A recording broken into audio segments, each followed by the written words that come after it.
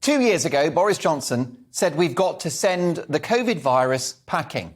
A classic zinger of a line from this gifted wordsmith, but one which reflected what would prove to be a doomed strategy, controlling a highly transmissible respiratory virus. It involved smashing the economy to the tune of £500 billion, smashing the NHS by creating a waiting list that some fear will reach 12 million, and smashing young people with school closures and a future ocean of debt. I've credited Boris Johnson for Freedom Day on the 19th of July, which Keir Starmer called reckless. But he can't really claim to be Captain Freedom when it was the holy triumvirate of Lord Frost, Rishi Sunak and Jacob Rees-Mogg who convinced him not to cancel Christmas last year. He was about to once again cave in to the sage scientists. That's why in January of this year, that story was exposed by the Mail on Sunday. And that's when I called for Boris to go on this programme. However, since then, I've wanted Boris to prove me wrong. After all, history has taught us you underestimate this guy at your peril. The man who won the mayoralty twice in Labour-dominated London, who defied the laws of political gravity by winning the votes of lifelong socialists in the Red Wall, and who mercifully got Brexit done. Plus news that he's seeking to tear up the Northern Ireland Protocol, which disgracefully divides our country down the middle, is encouraging. The problem with Boris Johnson is that whilst he is an election-winning machine, he struggles with that bit in between, you know, the running the country bit. The virus was an unknown quantity in March 2020, I'll give you that. But this self-proclaimed libertarian should have pushed back on the doomsday advice from Sage and those wretched modelers who consistently predicted Armageddon. The COVID measures would have been worse under Labour, absolutely. But I'm afraid old Bojo was at the helm, guiding Britain through this disastrous experiment of lockdown. He's played a blinder in Ukraine, absolutely, offering Zelensky moral support, armaments and money. Mark my words, it'll be a lot more expensive for Britain and the world if Putin prevails. But there's a simple reason why Boris Johnson has cooked his goose. He said we've got to send COVID packing. Well, I think it's time to send him packing right now. There's an elephant in the room and it's been there since day one. The question mark about Boris Johnson's fitness to govern. This fiscally and sexually incontinent chancer has spent his whole life getting away with murder and avoiding being found out. He's a serial philanderer with more children than the population of a small African country. Boris Johnson's character, or lack thereof, is what has proved to be his personal downfall, and I believe will ultimately be his professional downfall too. He's a gifted guy, hilarious, and has a colossal intellect, which is underrated, and a peerless political instinct. But we have to be honest. This guy, although charismatic and charming, has the ethics of a bullfrog, hopping from one self-inflicted scandal to another.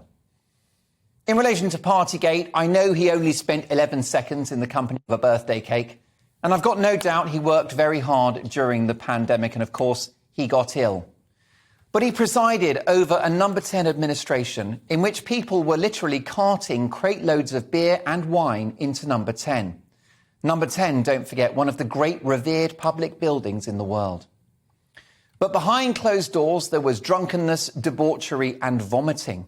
Meanwhile, the Health Secretary, Matt Hancock, the co-author of our hellish lockdown strategy, was in the health department playing tonsil tennis with a posh bird he went to university with. Did Boris Johnson fire him when the footage was revealed? Of course not. Did he fire Dominic Cummings over the ridiculous Barnard Castle soap opera? No! He indulged him with a bizarre press conference in the Rose Garden of Downing Street.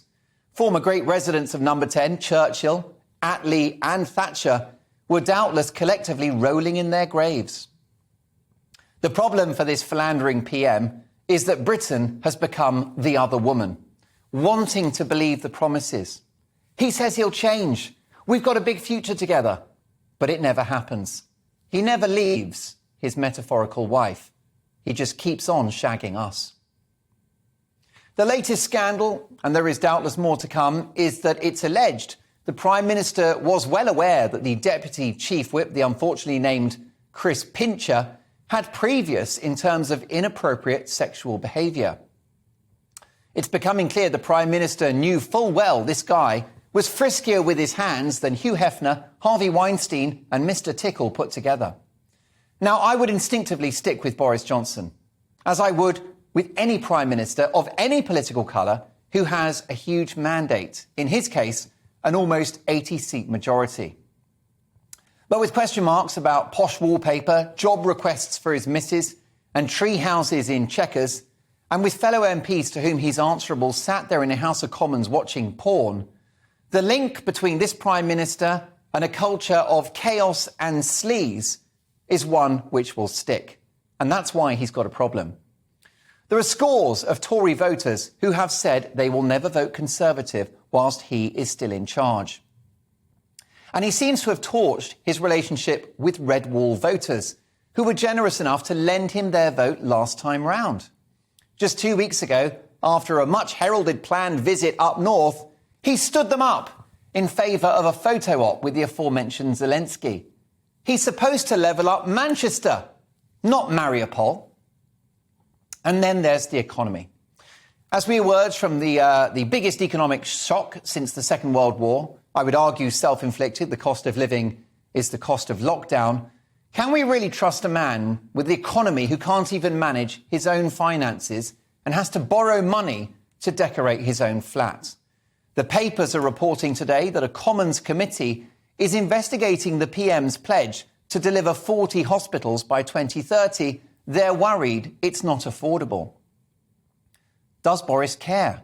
Well, I'm not so sure. He didn't seem too worried when we spent £34 billion on a failed test and trace system.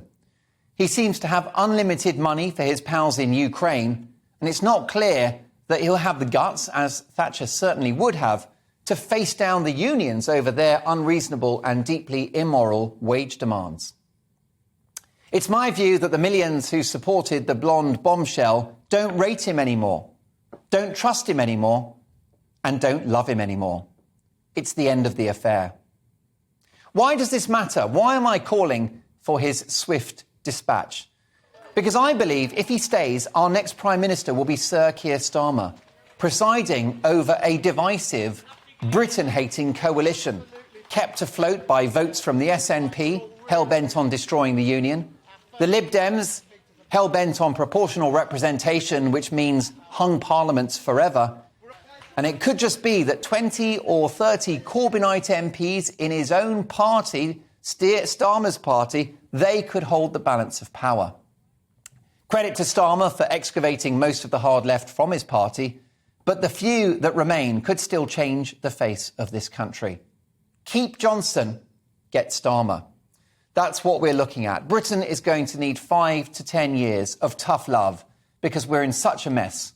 Britain is broke and broken. Just as we were in the late 1970s, once again with inflation spiralling, unmanageable debts and belligerent trade unions. I know she made mistakes, but Margaret Thatcher rescued this country from being the sick and lazy man of Europe to becoming an economic, political, diplomatic and creative powerhouse by 1987. Some of what she did may have been wrong, but let's be honest, most of it worked, which is why so many working class people and Labour voters supported Thatcher 3 times in a row. Boris was given a similar opportunity in 2019, but he squandered it. In the end, Boris has proved to be no Thatcher and no Churchill. He hasn't got the vision and ideas of Thatcher or the deep moral courage and grit of Churchill. Margaret Thatcher was famous for her 3-word slogan in relation to Europe. No, no, no. Well, now I'm afraid to say it's time for Boris to go, go, go.